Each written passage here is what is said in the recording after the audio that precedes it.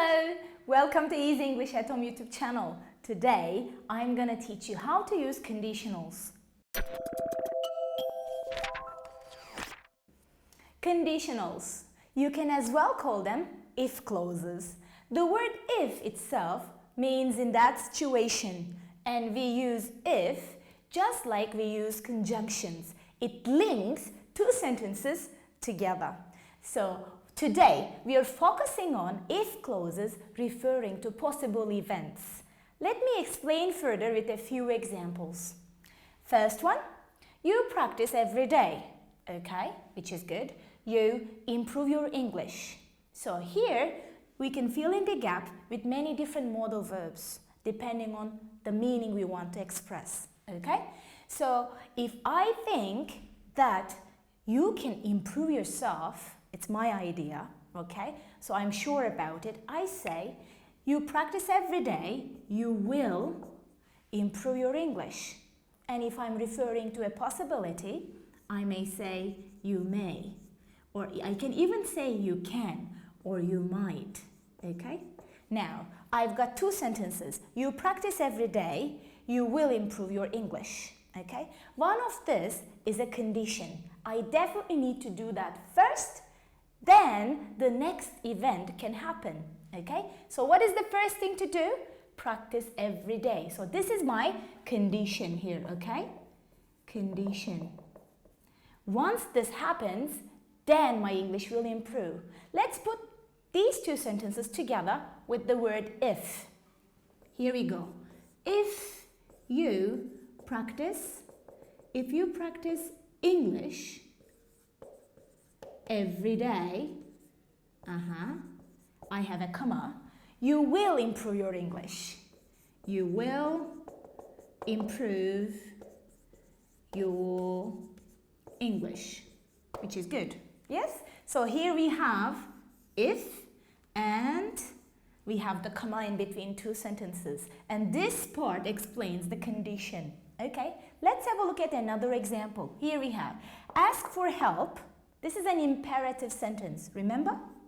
With starting with a verb. Imperative. Okay? And here you don't know what to do. So now this is the condition. Let's start with if.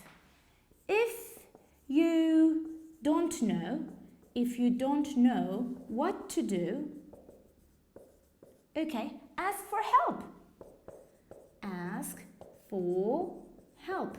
Simple. So you start the sentence with if, then you form the next sentence with present simple tense, then you have a comma, and you write the next thing to happen. Okay? Let's do this one now. You should ask for help. You don't know what to do. So here we form the same sentence with should. This time we are giving advice. It's not imperative. So if you don't know what to do, you should ask for help. You should ask for help. So when you're forming sentences with if, you can start with it, and the next sentence to come is formed in present simple tense. Let's write the rule, shall we? So we have if, and we have present simple, okay? And we have a comma, definitely. Depending on the meaning we want to convey, we can say will, I am sure it will happen, can, about possibility or ability, may and might, referring to possibility, yes? Or if I want to give advice, I can say should. And if I want to be very direct, I say an imperative sentence, okay? So we can have an imperative. You can continue with should, will, can, may, and might. What comes next after the modal verbs here is the verb base form. Okay, so and I'm talking about a possible event here. You can as well form if clauses, putting the if right in the middle. Okay, so what you need to do is to change the places of the sentences. You can say, ask for help if you don't know what to do. In this case, you don't put a comma. Let's do the same thing with this example. You will improve your English if you practice every day. Let's practice if clauses referring to some future possible events. We have our friend Alex and his friend Adam. Alex gives his friend some advice about what to do and what not to do. Right, he says, Adam, listen, don't talk to strangers. And Adam is like, why? If you talk to strangers, then what happens? You get to know her or you get to know him. Okay. If you get to know him, you will become friends.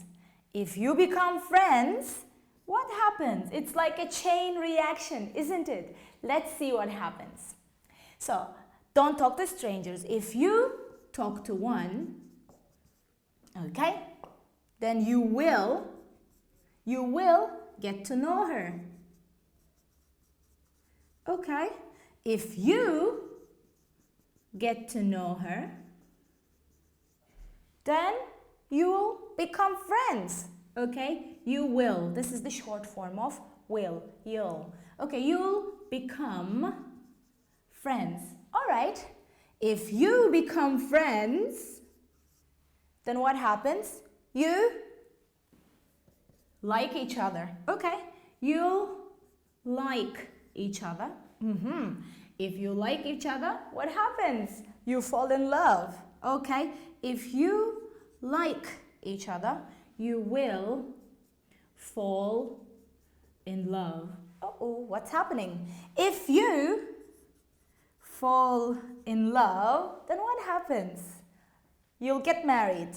Okay, you'll get married, Alex says. Then if you get married,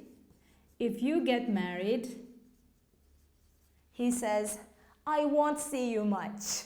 Okay, I won't see you much. This means I will not see you much. So Alex is a little worried about not seeing his friend, right?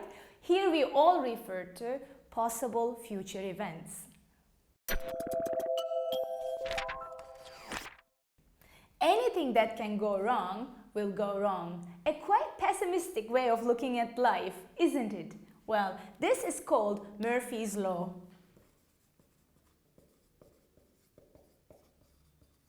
Well, it was named after Captain Edward Murphy. He was an aeroplane engineer, and as his job required, he was investigating planes that crashed. And he was always thinking of the worst possible thing to happen. So I want you to be like him today. Think about the worst possible thing that can happen to you. Well, I've got 6 possibilities, conditions here. And what happens if this happens? Let's be pessimistic. If you wear something white, what happens? If you wear something white, then you'll spill coffee on it. Very bad, yeah? Okay, so you'll spill coffee on it. Let's write C. Okay. If you find a pair of shoes that you really like, what happens? You go into the shop and they don't have your size. Yes. Okay, so here we have A. Another thing. If you stop waiting for a bus and you start walking, you are impatient now, what happens? The bus? The bus will come. Yes, the bus will come. Another thing, if you wash your car, that day it will start raining. You would have wasted your money, huh? Okay. Another thing, if you win the lottery, yes, what happens? You will lose the ticket. Yeah, you lose the ticket, and that's E. If you like a girl at a party, then someone else will ask her to dance before you, and you feel bad. Yes. Well, what else could go wrong, huh? Thank you, everybody. Are you ready for the final practice of the day? I've written down prompts here for you. I want you to look at the pictures and form if clauses using the prompts. So, look at the picture. If he is late, okay, he will miss the plane, yeah? He will miss the plane. I'm sure he will, yeah. Okay, look at the second picture. If she passes, because this is she, I need to say passes. Present simple, singular form, okay? If she passes the exam, okay, what happens? She can start university, yes? She can start university, or she will start university. Next one, look at the third picture. If you want to be strong, okay, if you want to be strong, you should exercise. You should exercise. Cool. Next one. If you have enough money, if you have enough money, okay, you can buy a house and a car. You can buy a house and a car.